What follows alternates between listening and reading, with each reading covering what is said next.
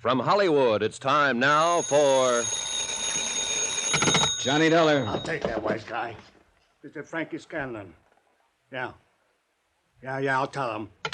What was that you yelled on the phone? You heard it. I heard you say Johnny Dollar. I told you a long time back I wasn't Hillary Fuchs. You told me a lot of things. If I'm going to see Costigan, trot him out. Just open the door and walk right in. I'm right behind you, see? Hello, Sam. Johnny Dollar. What's he doing here, Frankie? You mean this isn't Fuchs? Get out of here before I throw something at you. You heard the man, Frankie. Blow. No, sit down, Johnny. I won't bother shaking hands. You tried to put me in jail the last time we met.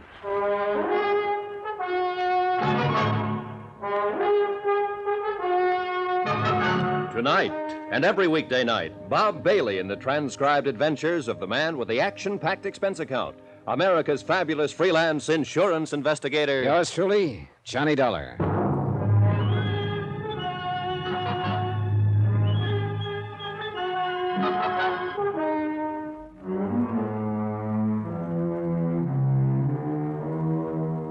Expense account submitted by Special Investigator Johnny Dollar. Location, Miami Beach. 2, the Universal Adjustment Bureau, 518 Spear Boulevard, Hartford, Connecticut. The following is an accounting of expenditures during my investigation of the Tears of Night matter. I'm going to sit down here behind my desk and have a drink, Johnny. And while I'm having it, I'm going to ask you a question. Save your breath. I'll answer it anyhow, Sam. Sam Costigan sat hunched behind the big mahogany desk, glaring at me with a pair of small pig eyes half hidden in a beefy red face. Both hands rested out in front of him, flat. I told him how I'd come to Miami Beach to look into an insurance claim made by Elise Wendover, how I'd been in the office of Hillary Fuchs, her business manager, when Frank Scanlon had walked in, mistaken me for Fuchs, waved a gun under my nose, and insisted I come with him to see Costigan. So here I was, and so what about it? Help yourself, Johnny. Well, that's a pretty nice joint, Sam. How long have you been in business in Florida? Oh, about 2 years. How's the gross? Isn't as good as running beer in Chicago, but them days are gone forever. I make out all right. 2 crap tables, 2 roulette tables, a couple of games. A bar and restaurant break it up even. Man, I gotta be careful. Yeah. Cheers. Yeah, cheers. Well, you seem to have enough muscle outside and around to keep you comfy and cozy. Ah, punks, all of them. Look at that Frankie Scanlon that dragged you over here. Crazy, that one. But he's the best of the lot, the best I can get nowadays. Not a good muscle left in the business. You could retire. Yeah, I might do that one of these days. No. Tell me about your hookup with this Wendover dame, huh? No hookup, Sam. She claimed benefits on her husband's life insurance. The claim should have been made 2 years ago. I investigated. It's okay. Made her? Yeah. Screwball, huh? In some ways. She's all right. Well, maybe it's as good you're here as this Fuchs guy. I wanted him to handle some business affairs, but maybe you can handle it. Yeah. You ever see this before? No. Oh, it's a little bit of necklace called the Tears of Night. It's worth a big hunk of cash. These 4 diamonds are good stuff. Your friend Miss Wendover left it here a week or so ago when she wanted for a plunge at the roulette table. Anything to say? It's a very pretty necklace, Sam. Okay. We both know she's screwy, a widow with a lot of dough, and a boyfriend named Teddy. Teddy Davis. He paints. Well, she sent me a check for the 5 G's she lost that night, and I wanted Fuchs to take this thing back to her, but now I got you instead. I want you to take it to her, huh? How about it? Is that all? That's all. I got my dough, she gets her Tears of Night back. I couldn't trust any of my punks with it, and I don't like to be seen in public, so you just take it back, huh? It's very simple. Why? Don't ever go on the stage, Sam. Why not? You can act, but you can't lie. You just can't lie at all. And it takes a good liar to be a good actor.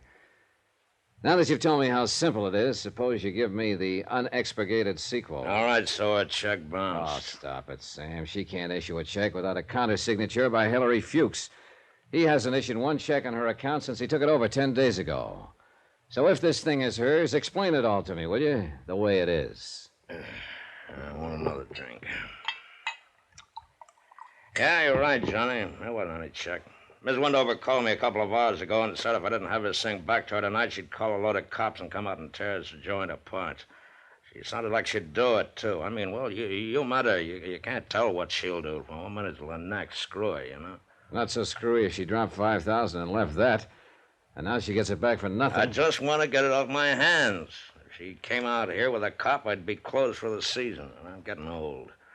Hey, you know where she lives? Mm-hmm. I was there earlier tonight. Here, take the ice to her, and I'll chalk it up to experience, huh? Then you can grab a cab back and come on back out here, and I'll see that you have a good time on the house. How about it? I'll take it to her, but I won't come back here, Sam. No, Scanlon, Feely, them guys, huh? They worry you? You do. What? I don't believe your last story either. The only thing I believe is that this is Mrs. Wendover's necklace. So I'll take it to her. Sam. Yeah? You better get someone beside Feely at that table after this. You're telling me. You're telling me. He was mopping his face when I closed the door and went downstairs. By that time, the customers had started to roll in. Young, fresh-faced men with sallow eyes and quick movements, anxious to step up to the tables and lose money. Women in strapless dresses, anxious to show off their newest suntans and help whatever man they were with lose money. Old men, old women, dressed to the teeth. It was a sick old scene from a sick old play. Expense account item 4, $6. Cab fare from Sam Costigan's gambling club to Elise Wendover's apartment.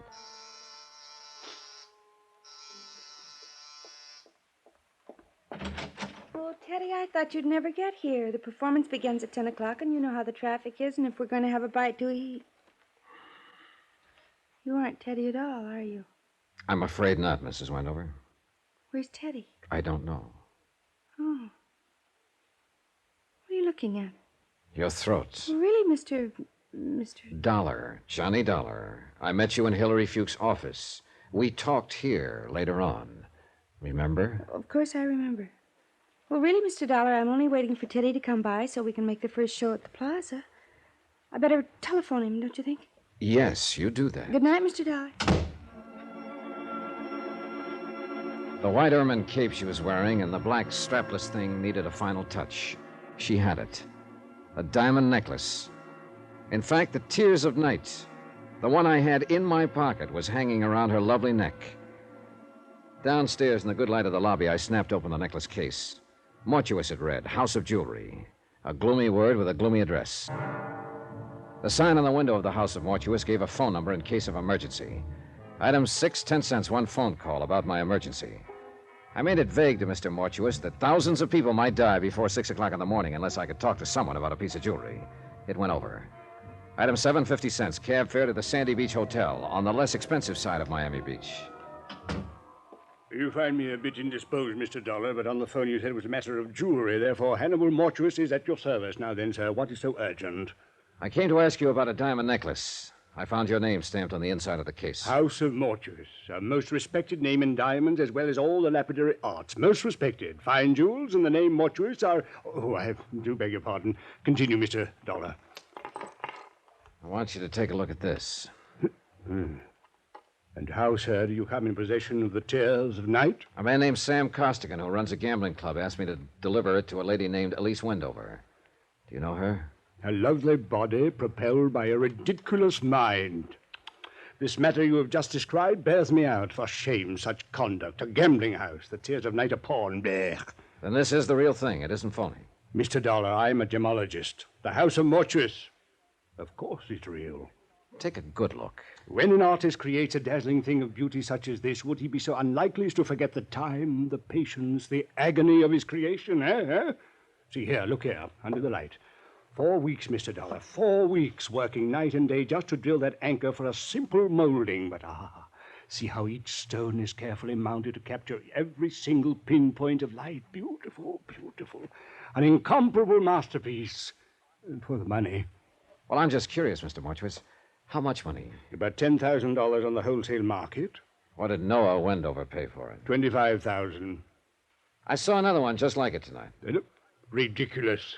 The finest workman at best would only create a crude resemblance. This kind of artistry demands an artist, Mr. Dollar.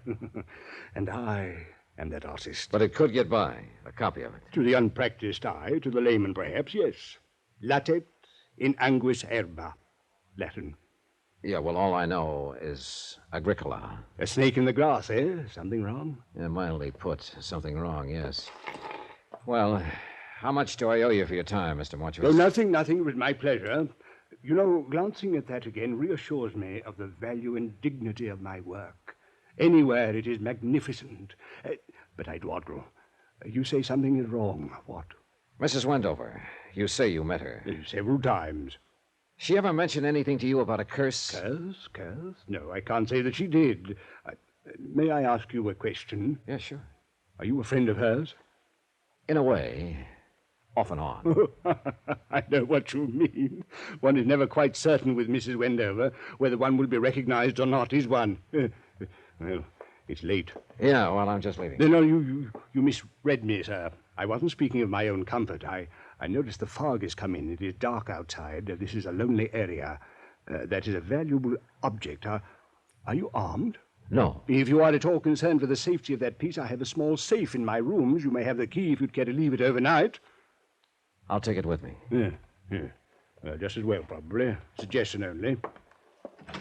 You leave satisfied, I trust, Mr. Dollar? Oh, yes. Thank you, Mr. Mortuus. My pleasure, Mr. Dollar. Remember, omnia mortuus bonum vocal est. All speak well of mortuus.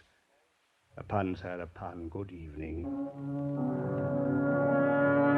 Downstairs in the dismal lobby of the Sandy Beach Hotel, I looked out beyond the dirty glass windows to discover that the fog had indeed come in and surrounded the area with a choking darkness. The concern of Mr. Mortuus for his artistic creation told me to bang on the night bell and ask the night clerk for some wrapping paper and 50 cents worth of stamps. Expense account item 8. Item 9, phone call for a cab. Just before it arrived, I dropped the tears of night addressed to myself at my hotel in the lobby mailbox. I don't think the two hoodlums waiting outside saw me do it. I didn't think they saw me at all. But they followed my cab when it took me back to my hotel.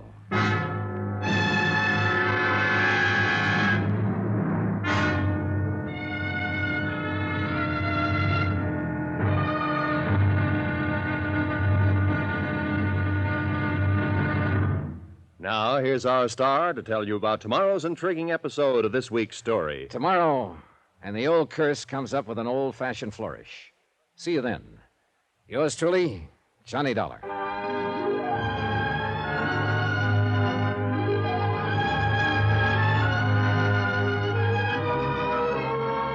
Yours truly, Johnny Dollar, starring Bob Bailey, is transcribed in Hollywood. Written by John Dawson, it is produced and directed by Jack Johnstone.